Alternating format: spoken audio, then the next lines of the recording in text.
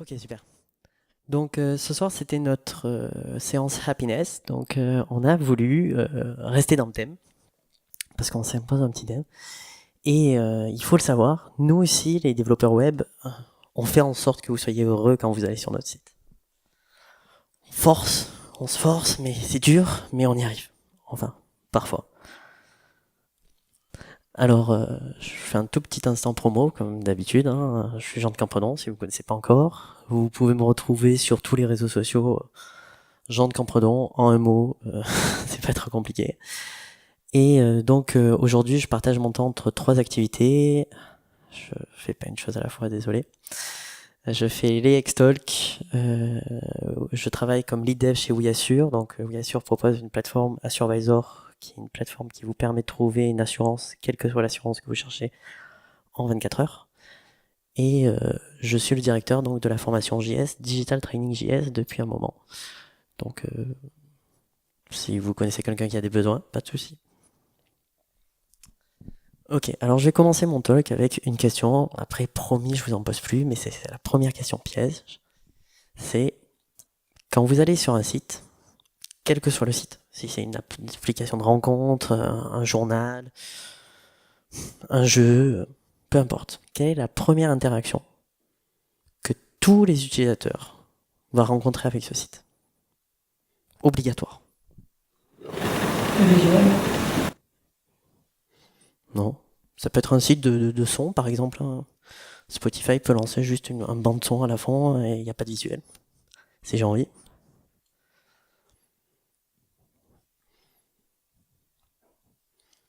C'est le magnifique temps de chargement.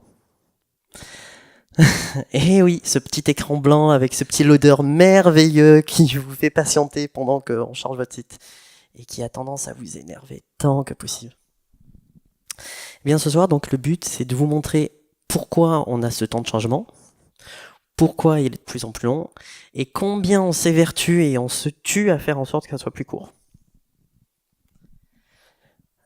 Alors d'abord, il faut comprendre pourquoi on a ce temps de changement. Et donc pour ça, il faut comprendre les contraintes que nous imposent les browsers, les navigateurs. Alors un navigateur, principalement, c'est juste un programme qui comprend plus ou moins 4 types de fichiers. D'abord le HTML, qui va permettre en fait de mettre des éléments dans la page. Le CSS, qui va permettre donc de les redesigner, de les positionner, de leur donner une apparence. Le JavaScript, qui lui va permettre une interaction un peu plus forte, et donc d'animer aussi par exemple les objets que vous trouverez dans la page. Et enfin le quatrième type, qui regroupe en fait beaucoup de types, c'est ce que j'appelle les ressources. C'est-à-dire que ça peut être les images, la police avec laquelle vous allez écrire vos textes sur la page, tous ces fichiers ressources qui ne sont pas du JavaScript, du CSS, mais c'est dans la même partie. Alors, ces fichiers-là, ils se trouvent sur un serveur. Et quand vous téléchargez ce fichier depuis le serveur, principalement, ça se passe en 4 étapes. D'abord, il y a de la latence. La latence, c'est quoi? C'est juste le temps que met votre navigateur à contacter le serveur. Et ça dépend pas du fichier. Donc ça dépend pas de nous, ça dépend purement de votre connexion. Donc si vous êtes chez Free dans la campagne, je suis désolé, ça mettra du temps. On peut rien faire pour ça. Après il y a le téléchargement. Plus le fichier est lourd, plus il met de temps à arriver sur votre navigateur normal. Après il y a ce qu'on appelle les étapes de parsing. Les étapes de parsing, c'est comment votre navigateur va être capable de lire ce fichier-là. Et enfin il y a l'évaluation. Et ça concerne plus spécifiquement les fichiers comme le JavaScript et le CSS, qui est, une fois que je l'ai lu, comment je l'utilise. Très bien. Alors, pour la petite histoire, je l'ai déjà fait dans mes talks précédents, mais là je vais être un peu plus en détail, ça va être un peu plus poussé.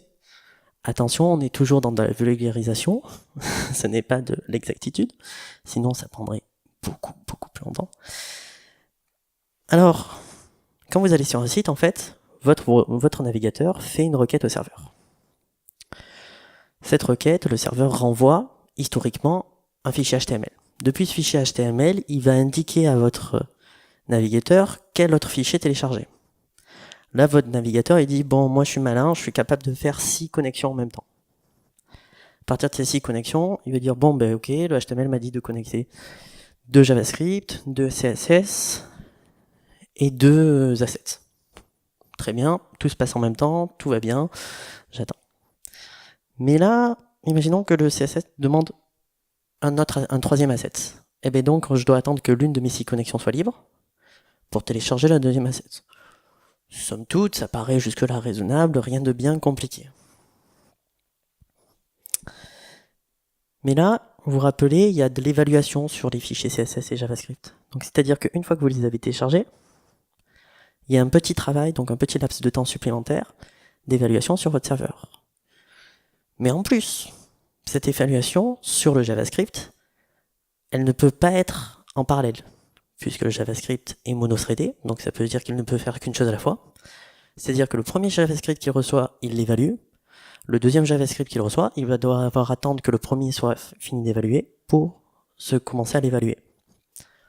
Et donc, on voit bien que quand vous avez beaucoup de JavaScript, eh bien, forcément, vous avez un temps d'attente qui sont dus au fait que ça prend du temps à processer.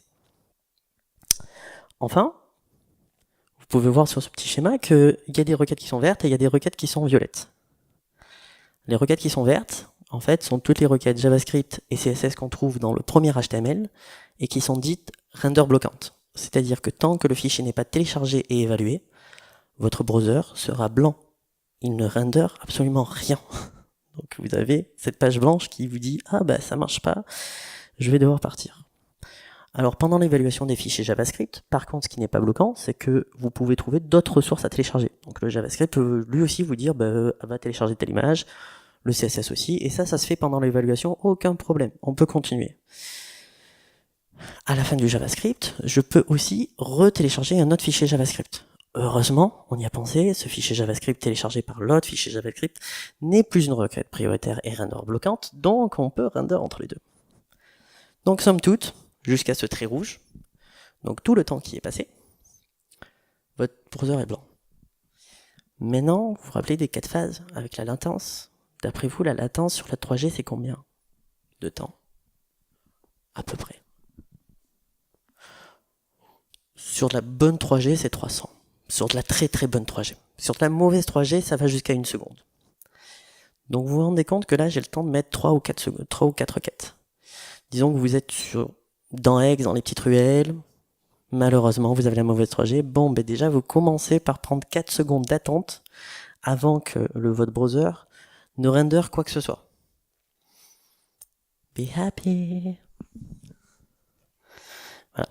Et donc, il y a un deuxième temps qui est important, c'est parfois, lorsque vous recevez un site web, il s'affiche, et puis vous cliquez dessus, il n'y a rien qui se passe. On a l'impression qu'il a freeze. Eh bien, c'est que votre site web, il a beau être affiché, il a beau être render contentful, comme on dit, il n'est pas interactif. Donc super, il y a un deuxième temps qui s'appelle le temps d'interactivité. Donc notre but, à nous, c'est de minimiser non seulement le premier rendu, mais aussi le temps d'interactivité. Alors, pour le rendu, c'est le browser qui a tout fait. Le browser, il nous a dit, bon, bah écoutez, je vais vous donner une technique où vous pouvez encapsuler dans votre HTML la plupart du JS, du CSS et des assets dont vous avez besoin. Ça va vous faire une première requête qui met beaucoup plus longtemps à venir, une évaluation à la suite, mais dès que c'est fini, ça, tout ce que vous demandez, c'est du render non bloquant. Donc je peux render immédiatement. Cool, j'ai un premier render qui est somme toute assez rapide. Par contre, pour faire ça, il m'impose de ce qu'on appelle déférer, donc de remettre à plus tard le téléchargement de tout autre fichier JavaScript. Comme je remets à plus tard les téléchargements de fichiers JavaScript, je retarde quoi? Mon temps d'interactivité. Donc le browser, il vous a permis de faire un render très rapide, mais juste de vous faire, bon ben voilà, je vous montre le site, mais par contre vous pouvez pas l'utiliser, hein, vous attendez un petit peu, 10-15 secondes, c'est pas grave, on a le temps, on est copains. Et donc là, bon alors je vous dis que c'est le browser, hein, mais c'est quand même notre travail de faire en sorte que ça marche. C'est un petit raccourci en vous disant que c'est le browser, mais c'est pas si simple que ça.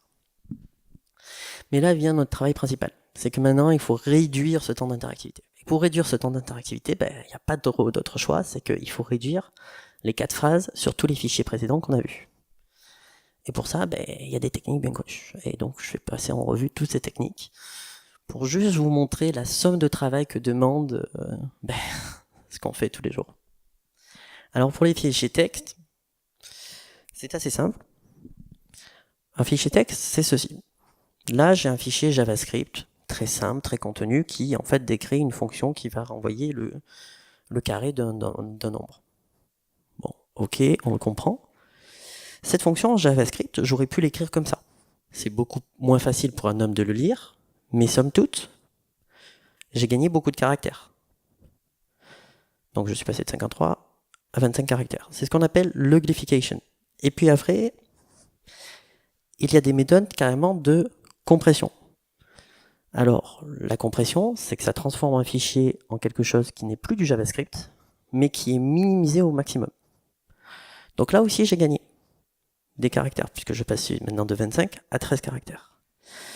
Donc ces deux étapes, qu'est-ce qu'elles font? Elles me font une réduction de tous les fichiers texte en moyenne de 80%. Très cool. J'ai gagné forcément du téléchargement, mais par contre, j'ai perdu du temps en parsing. Parce que forcément, comme mon fichier n'est plus interprétable directement par du JavaScript, il faut que je rajoute une autre étape pour le re-rendre interprétable. Donc je rajoute une étape de parsing un peu supplémentaire. Donc c'est à mesurer. Si votre fichier est tout petit, ne le compressez pas. Si votre fichier est très gros, compressez-le. Aussi simple que ça. Donc cette technique, elle marche très bien pour tout ce qui est JS, CSS, HTML. Elle ne marche absolument pas pour les images ou pour les binaires, ou alors ça veut dire que votre image est très mal compressée. Mais ne vous inquiétez pas, on va y venir. Après, il y a une autre technique, très générale, qui est peut-être l'une des techniques les plus importantes. C'est ce qu'on appelle la single lazy loading. Alors c'est des grands mots, mais ça s'explique très simplement. Si j'ai un navigateur, si j'ai un petit ordinateur comme ça, mon écran, souvent un site, on voit le début et puis on scrolle pour voir la suite. Eh bien, le lazy loading, c'est dire je load, mais de façon feignante. Donc tout ce que je vois, je le load. Tout ce que je vois pas, je ne le load pas. Alors, je l'ai dit en 2 mots, c'est peut-être la chose la plus difficile aujourd'hui à faire sur un browser. C'est toujours la même chose. Donc, bien sûr, on a une réduction du temps de loading, puisque forcément, on télécharge beaucoup moins de fichiers. On l'évalue beaucoup moins. Ça marche pour absolument tout, cette fois. Les images, la JavaScript, tout ce que vous voulez. Forcément, si je le télécharge pas, je n'impacte pas mon temps de chargement.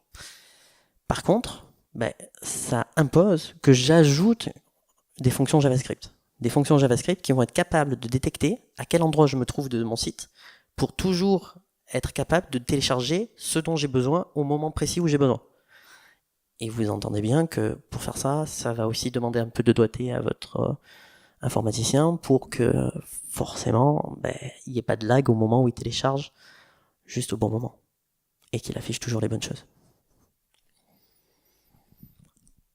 Ok, on est presque à la fin, il n'y a que 7 points, je vous annonce. Ok, les images, là aussi on a 2 techniques principalement. D'abord on a la compression. Les compressions, en fait c'est juste des techniques d'imagerie. Les images, en fait c'est juste un fichier texte, si vous voulez, qui a été stocké d'une certaine façon. Eh bien, il y a des analyses qui permettent de faire, donc en fonction de comment il a été stocké, de compresser ce format. Et on peut le compresser avec ou sans perte. Alors ça paraît compliqué, mais avec ou sans perte, ça veut juste dire je le compresse de façon exacte, c'est-à-dire que je pourrais, après l'avoir décompressé, retrouver la même image, ou avec perte, après l'avoir décompressé, je retrouverai une image qui ressemble beaucoup à la première, mais qui n'est pas exactement ma première image. Alors, on comprend bien, si la compression exacte était aussi efficace que la compression inexacte, on ferait toujours de la compression sans perte. Malheureusement, la compression avec perte, elle permet de réduire énormément la taille d'une image. La compression sans perte permet de réduire modérément la taille d'une image. Mais vous retrouvez cette image exactement. Ce que j'ai mis en tout, c'est juste pour vous dire que chaque image, il y existe des centaines de formats d'images. Là aussi, ces centaines de formats supportent certaines compressions, certains formats de compression, et pas d'autres. Donc le PNG, par exemple, va faire des compressions exactes, sans perte. Le JPEG va faire des compressions avec perte. Donc on va choisir en fonction du type de compression dont on a envie, le format dont on a envie. Qui plus est, chaque format d'image donne des fonctionnalités supplémentaires. Une fois de plus, le PNG va supporter des zones transparentes, tandis que le JPEG ne supporte pas les zones transparentes. Donc concrètement, si vous stockez une image qui n'a pas de zone transparente avec du PNG, ben vous perdez de la place mémoire, puisque forcément vous vous êtes stocké un bit supplémentaire pour la transparence de l'image ou pas à tel endroit. Ben... J'ai une question. La transparence est plus lourde que... Oui. La transparence c'est plus lourd qu'une image non transparente. Oui, mais c'est un bit supplémentaire. En fait, on stocke la transparence du... En fait, si tu veux, généralement, les formats d'image... Alors normalement, on fait les questions à l'avant, je réponds rapidement, mais c'est pas grave.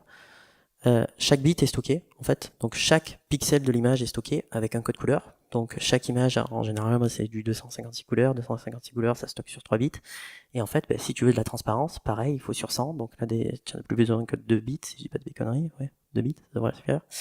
Et du coup, forcément, avec 2 bits, tu es obligé d'avoir un troisième stockage pour savoir si l'image est à une transparence de 0 ou une transparence de 100. Si elle est transparence de 100, elle est transparente, 0, elle est totalement opaque. Voilà, pour la petite histoire. Ok, mais les images, la meilleure technique pour en fait réduire leur poids, en fait, c'est de changer la taille. Parce que, comme je viens de l'expliquer, une image, ça stocke pixel par pixel la taille. Donc quand je divise par 5 la taille d'une image, je divise par 25 son nombre de pixels. Ce qui est assez cool. Parce que l'image de droite, elle va peser 300 KO, l'image de gauche, elle va peser 10 KO. Alors, surtout quand, maintenant, sur les sites modernes, on a toujours besoin de faire 3 versions,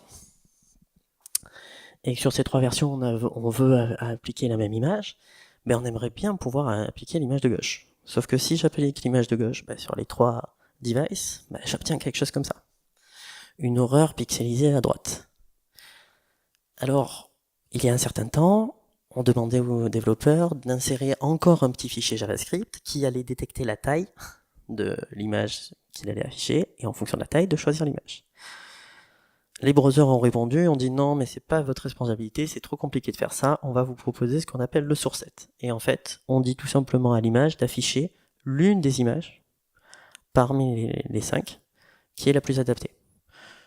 C'est ce qu'on appelle un source set, donc un set de sources. Et bien sûr, ça nous demande sur nos serveurs de stocker non plus une version d'image, mais 5, 6, 7, 8, chez nous je crois qu'on en a stock 9, mais bon.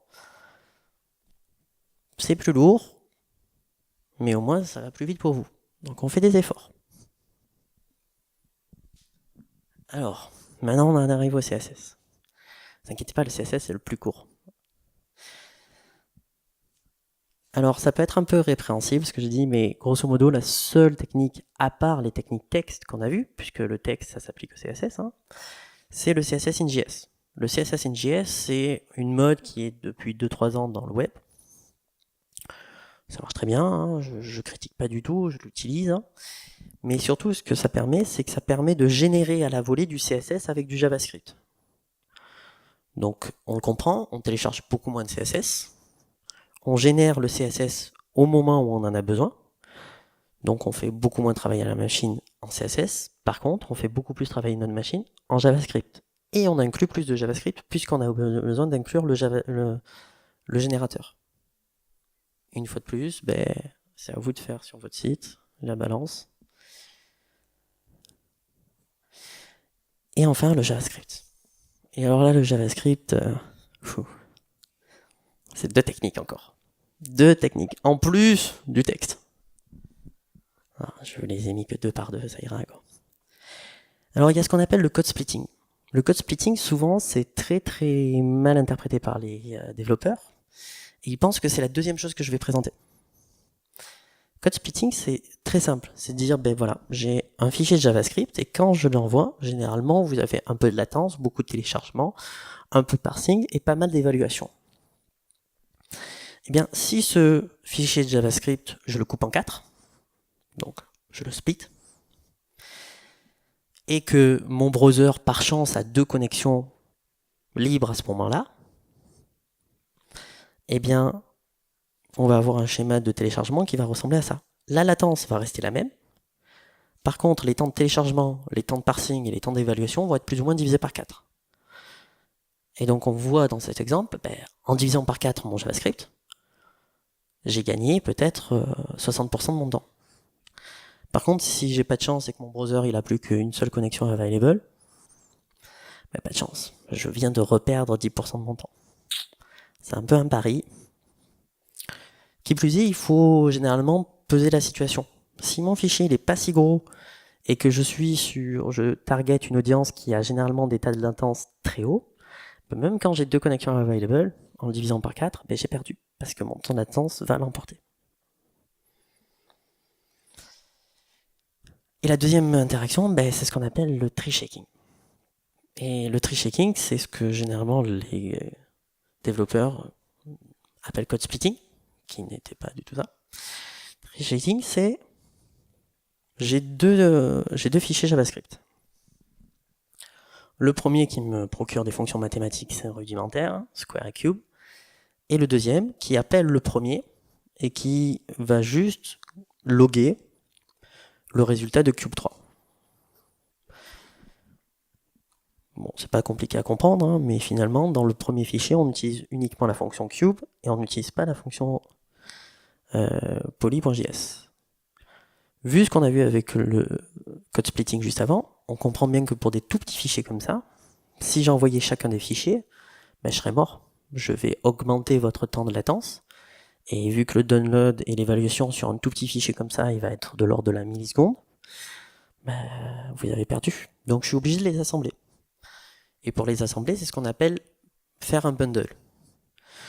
Donc le but, c'est de faire un bundle sans la partie du code inutile. Et on arrive à ce résultat-là. Et ça, c'est un bundle qu'on a dit tree shaker. On a fait un arbre des possibilités, des passages dans le code, et on a enlevé les parties qui ne sont pas utilisées.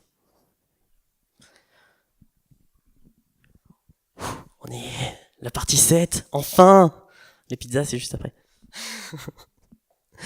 Ok, la partie 7, c'est très simple. C'est Google qui nous a procuré des outils. Alors, il en existe des panoplies, Pingdom, Dare2Boost, ce que vous voulez. Aujourd'hui, le plus simple, c'est vous allez dans votre console, vous allez dans l'onglet Audit, et une fois dans l'onglet Audit, Google va vous permettre tout simplement de lancer une petite audit sur votre site, qui va auditer non seulement les performances, non seulement l'accessibilité, les best practices SEO. Voilà. Et donc j'étais très fier de vous montrer que mon site, il met 0,1 seconde à se loader. Donc voilà, on fait vraiment des efforts chez nous. Voilà, c'est tout pour moi pour ce soir.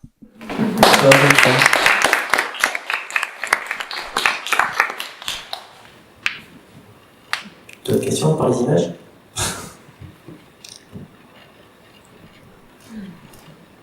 Oui. Le tree shaking, là, ça marche comment? C'est à la compilation qu'on le fait ou... Alors les tree shaking, ça marche comment? Ça marche de plusieurs façons selon le bundler que tu utilises. Si tu utilises un bundler du type Webpack va faire un tree shaking simple sur les fichiers. C'est-à-dire que lorsque tu importes une librairie va contenir peut-être une centaine de fichiers. Webpack va voir les fichiers que tu n'importes pas dans la librairie, il va dire j'enlève les fichiers que tu n'importes pas. C'est un tree shaking un peu simple. Maintenant, il y a le tree shaking expérimental que tu peux mettre en place, que Parcel utilise déjà, qui en fait va prendre ton code, le transformer en AST, et en fait ce qui va lui permettre de parcourir, donc le code on le transforme en AST, qui transforme donc le code en une matérialisation d'arbre, et ça va lui permettre de parcourir l'arbre et de voir quelles branches, quels nœuds sont utilisés ou pas. Et du coup d'élaguer vraiment proprement les nœuds. Et une fois qu'il a élagué les nœuds, il va reconstruire ton code sans les nœuds élagués. Et donc uniquement mélanger le code que tu as vraiment utilisé. Sur Webpack, c'est de l'expérimental. Sur Parcel, c'est mis en place. J'en ai pas trop l'habitude. Je pense que c'est très dur à faire. Je pense que ça marche très bien si tu codes purement en fonctionnel et en fonctionnel pur. Si tu codes comme tout le monde avec de temps à autre des variables globales, tu as perdu.